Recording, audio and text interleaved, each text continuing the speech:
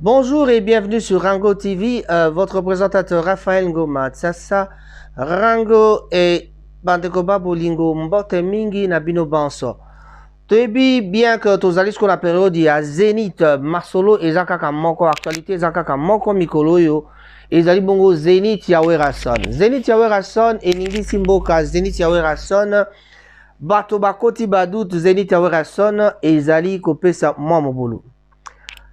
Ekozala esengo mingi vraiment pour ngai koya ko beta mwa lisete na lisolo oyo pamba te toza komona nungu côté ya ba combattant côté ya population diaspora na Europe ekomi divisé ezala divisé banda kala bato mingi balingaka ndule ezonga bato mingi baboyaka ndule ezonga soki tolandi maloba ya ba musicien bango moko sotolo kamata exemple ya Werason Kofi Olomide donc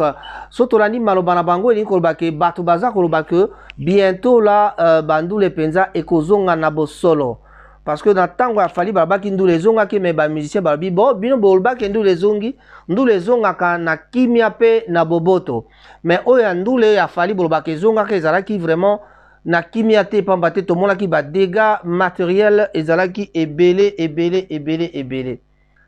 na yango bandeko soki tolandi makambo oyo ya lolenge wana elingi koloba kaka te makambo ezali peut-être na moi ba discussion ezali epai boye nde nalobi côté Werason il est serein quand il en parle aux mona que azali vraiment koyeba que bientôt il va jouer et il y a pas de problème ba préparatif na yango tomoni on a vu en répétition azo répéter na ba invité na yebele toyoka qui peut bien que akendeki komona ba kondiamboka na ministère affaires intérieures tout ça ba azali na projet monene vraiment ya ko présenter biso na Zénith et pardon na maloba na ye alobi te azali na vision moko alingi koprésente na bajeune oyo bazalaki na 15 ans à l'époque lelo oyo bakomi na bano bazalaka na ba 15 ans na bapériode mosusu eleki awa lelo oyo soki tobakisi 5 ans 10 ans donc ce sont les enfants qui avaient 15 ans il y a 10 ans peut-être babeta lisu na poto te mais soki tolandi bana wana bakomi na ba 25 ans bakoli bazali peut-être na posa ba vivre pe nanu ba concert yango ba yokaka kaka ndule ba komaka kotala ba musique oya bato o bazalaka awa mais ba spectacle lokola open air bato bauti Kinshasa en tout cas les jeunes de cette tranche d'âge nano batala yango te donc ekomi problème moko balance ezali penza kokita ngambo moko eza ko sala boye eza kozonga donc toyebi te tokosuka na yango wapi soki tolobi nde nalobi na bino soki tolandi vraiment maloba ya Werason azali très serein pour na ye alobi 70% il y a ba 70% topé 70% il y a ba combattant topé ya bato ya diaspora bazali déjà d'accord na ndule ebeta bon moi aussi je suis membre de la diaspora en étant membre de la diaspora toujours au monde que oui bato bazali na posa ya ndule mais le camp oyo bato baboyi baza pe na bango o 70% biso tokolobaki baza d'accord bango pe bakolobaki 70% yali ke baboyi musique donc sikoyo nani azali koloba solo mais question moko batunaki Wera ezalaki koyeba koluka koyeba soki par rapport ya le fait que moto oyo un des instigateurs ya makambo ya ko stopper ba musique ezali en la personne de Wayambo, pour ne pas citer Boketu premier, donc Wayambo azali moko ya ba musicien, donc ça dit ba bandaka pendule na ba période moko na ba Werason na mboka Kinshasa. Donc azali motopa yebanaki na ndule kati na mboka Kinshasa tina ndenge aye kosala lelo azana ba 24 ans 25 ans na mboka poto. Mais azalaki pe musicien na mboka Congo. Tango ayaki awa makambo ezalaki ndenge mususu sikoyo ma solo évoluer na ndenge mususu les gens maintenant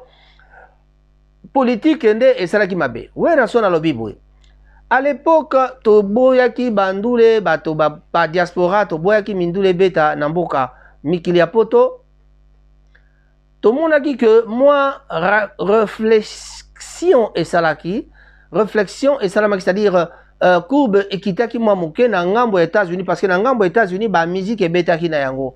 alors bato États-Unis toyaki kokoma na conclusion que bango bazali na lolenge na bango bakanisaka makambo mais diaspora ya Europe atikalaki na mwa esprit oyo wana ya kosere penza musique ebeta te soki otali ba Boketu premier ba otali ba Ben Masombo otali ba quand ya bato ya oyo ngambo ya nani l'autre là monsieur Odombo voilà donc au moins soki otali 3 trans wana ya bato ba genre wana bato wana bato catégorie wana ya diaspora eboyi ndule bazali pe na bato na bango oyo bayokelaka bango mais sikoyo est-ce que vraiment ba raison oyo bango bapusaka ke elobi te bango bazali na raison ya koboya babiloko wana est-ce que bazali pe na raison to bazali na raison te donc masolo ezali kaka ya kotala tokoyeba soki ekoleka ndenge nini bandeko babolingo la diaspora est divisée tokotala nani akolonga ekomi makambo ya compétition te mais likambo ezali na ngambo ya bacombattant ngambo mosusu basé na compréhension ngambo mosusu mu comprena déjà donc talakaka déjà wera babenga bango d'ailleurs pour Boketu premier bino nyonso lokola bosutenaka rwandais bokoma bawerera bokoma bakofira bokoma bajibira donc tikaka na toyoki te o Fabregas ra donc Fabrera na toyoki te alors na yango soki olandi maloba ya Werason na baémission mosusu alekaki azoloba kaka ke toboyaki na tango ya Kabila na tango ya Kabila tolobaki ke ye azalaki mopaya azali kodirige mboka yango wana tolobaki to libere mboka sikoyo soit disant que libération ya mboka esi esala bon ti lelo oyo bango bandimaka libération te mais changement ya régime elingi koloba kwa UDPS azali na pouvoir avec Félix Antoine Tshisekedi Tshilombo il aura fallu bato bavanda na mesa bato basolola pour que faire comprendre nani faire comprendre combattant que masolo ezali bon wana maloba ya babe basombo palobi wera il fallait aya basolola mais kosolola yango bakosolola est-ce que esengelaki te baya basolola na bango mais bamisie mpe bazomona bamosusu na kamp mosusu babi mais bango bazali banani pour que baya kosolola na bango donc la diaspora est un groupe bien sûr très important mais est-ce que bazali baautorité ya mboka pona ko beta na poto il faut tosenga permission pa ya ba membre ya diaspora non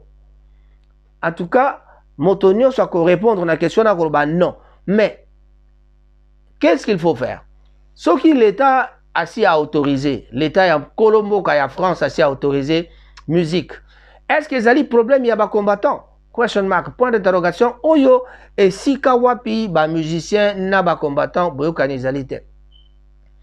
bana wera kutalobi ta mususu mwasi na ye kutazane fanatique na ngai ya Werason bana pe bakoki kozala bazana bango ba fanatique ya Werason mais le problème c'est quoi na kati na combat on ne peut pas quitter na ba ligne de conduite oyo mobali to ndeko na yo alobi to ba master balobi donc na kati wana bato ebele ata bazoloba non parce que yali mouvement ya résistance ya groupe ya bato mais ezali idée personnelle ya moto moko na moko soko tuna loban pour nga musique ekobeta mais so total na ninga esprit ya équipe babeta te pamba te biso toza komona que Félix Antoine Tshilombo azali ko continuer na idéologie ya Joseph Kabila jusque là tozali toujours na ba sangisa ya bakonzi ya mboka oyo ezali na ba paya oyo bazali koboma mboka et bazali wana ba collaboration ya Félix Tshisekedi ezali na tendance ya kosolola bien na ba Rwandais na ba Burundais bien sûr la politique ya bon voisinage mais pour na bango ba combattant baza convaincu te Werason abi pour na wana soki bolingi boya ko passer message vous pouvez même venir na kati ya salle baye abapesa message na bango de façon à ce que mokili mombaba yoka parce que ba concert oyo ezali ba concert ya grande envergure Werason a préparé spectacle moko de grande envergure de spectacle moko ya ekozala époustouflant ekozala un spectacle vraiment oyo eko sangisa Congo mobimba parce que tomoni na kati wana Nyoka Longo Mbili Abel abengisi bato ebele ba jeune ya wenge ba judete ba mulope ba kozala surprise kozala komona tokokutana kuna pe fere ya kobeta tokomona héritier kozala tokomona Céléo, on va retrouver Céléo, on va retrouver tous les anciens animateurs. Il y a Wenge Musique, Bill Clinton seront là. Mais Nangambo pe animation, le quoi la animation, Sankara de Gunta, on a ebsaki bino que Kolomba na ye na Wenge ezali buzz. Buzz wana ezali esalemaki pona ko kanga actualité na ngambo ya Werason. Même ata ba papier le presse ba koloba boyoki bango ba ko fingana tozela na suka risque ezali ke boyoka Sankara de Gunta na kati ya Zénith. Sankara de Gunta d'abord aleki alobi que akozala na première délégation oyo ekokita na Paris pour na concert wana ya Zénith. Donc akozala na ba Golf Kizola, akozala na Werason. Donc moi je vous avais déjà prévenu que ezali buzz. Bon, buzz ezati na niveau nini tolanda toyeba soki Sankara de Gunta réellement akozala to akozala te. Soki Sankara de Gunta ba discussion na bango na ba kakol ezali ya solo to ezali ya solo te. Soki pe Sankara de Gunta ye na ba Papi le Prince na Pi Roger soki ko swana na bango ezali ya solo to ya solo te. Donc bandeko ba bolingo lelo na kati ya Matingol na Rango TV to ye ko yebisa bino te match ezali kaka na ngambo moko. Ngambo wana ezali oyo boyebi te Werason na kati na Zénith ako pasola micro pona ko lakisa bino eloko nini ye azali nango capable ya kosala. Bon, to soki to continue koloba trop ezande na tina moko te tozo risque toloba neti na sima ya mur to pe na sima ya ndako. Na yango bandeko ba bolingo ezali kaka likambo ya etikali pe mikolo mingi te. Awa toali tokomi le 13, ça veut tout simplement dire que totikali kaka na 4 jours. 4 jours wana bandeko ba bolingo. Tozo toyoki na note ke ba musicien ba comité, toyoki na note ke ba musicien ba kei. Donc ata to fouiller na ba télévision, to ju na information ya sûreté. Donc vraiment ba musicien so salama ebele to yebite vraiment soki ekozala ndenge ni. Donc Koffi Olomide pe na part na ye aza ko préparer na ye nini concert na ye ya novembre na la Défense Arena. La Défense Arena pe kozala matata kasi tolobi bien actualité ya mikolo ezali nini. Konte musu balobi fali kuta betaki bongo Werason. Ah bon, Wera il ko beta na défi te mais fali abetaki na défi. Défi wana alongaki yango to alongaki yango te. Bango ba combattant balobaka alongaki te mais côté fali balobaka alongaki yango. Bandeko ba bolingo etikali pe mikolo mingi te. Bilobaloba ezali na tina te totala ndenge ekosala. Kati na Matingol Rango TV tolobi na bino. Eloko leki malamu bosala pona nga ezali bo s'abonner, bo partager ba vidéo, bo s'abonner na Rango Tsasa pambate masolo ezali koya ya kitoko. Tozali kobongisa bongo makambo o bolingaka. Tozali kobongisa bongo masolo ba genre bolingaka. Tozo yamba nano bato na chaîne te to yamba bato na studio ya monene place ici ebongisami kalate na côté politique tozala na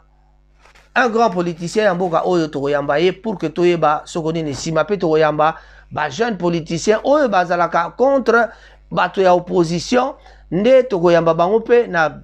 plateau ya monene pona ko yebisa bino. Mais kati na Matingol tolobi bana mboka miso na biso kaka na Zénith totala toyeba tokosuka na yango wapi balobi boni Wera kobeta to akobeta te ezali defi te ezali nde ndule mindele basili bapesi autorisation kasi bango bakokangela bato nzela na ndenge nini bana poto bazali na posa ya concert pe bazali mais toza na facteur moko ekobetisa mwa bango mwa ekoki kobetisa bango mpiaka. Na milieu na biso ba congolais mingi bato babanga kozwa vaccin. Tango bato babanga kozwa vaccin soki bato na France, d'ailleurs na France bobi ke moi bakamba ba vaccin zena ba retard. Toki d'ailleurs Koffi Olomide asali ba publicité bato bozwa ba vaccin pour que boya na concert. Soki ozana vaccin te yaka na test na yo que ozali négatif. Donc certainement kozala ba test so bosali dans les 48 heures. Donc pour la kebandi mayo oya nesika wana ekozala fozala na test ya sika. Alors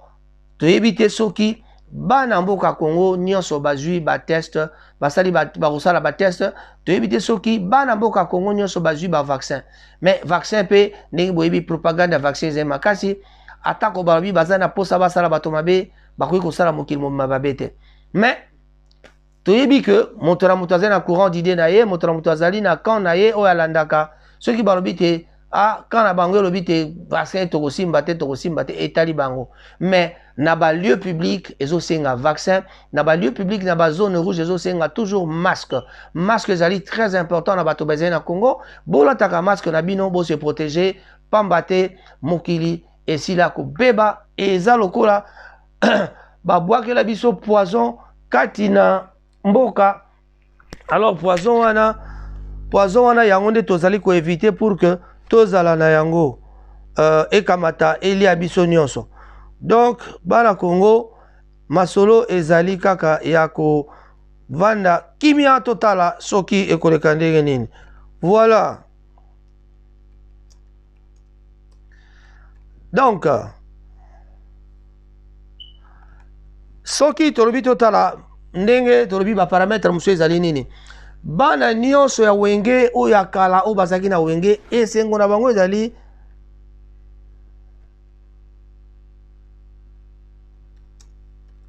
esengo na bango ezali bakoka kozonga baya babeta lisusu Zénith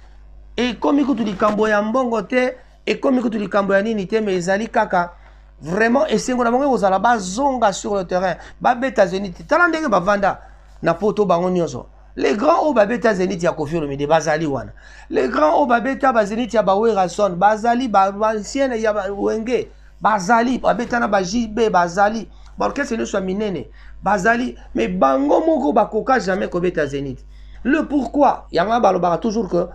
mboka poto ezali cimetière ya ba musicien mais ba musicien bandimaka na bango yango te parce que babetaka na bango bandule mais babetaka bandule mais jamais bakoka kobeta bandule ya ampleur wana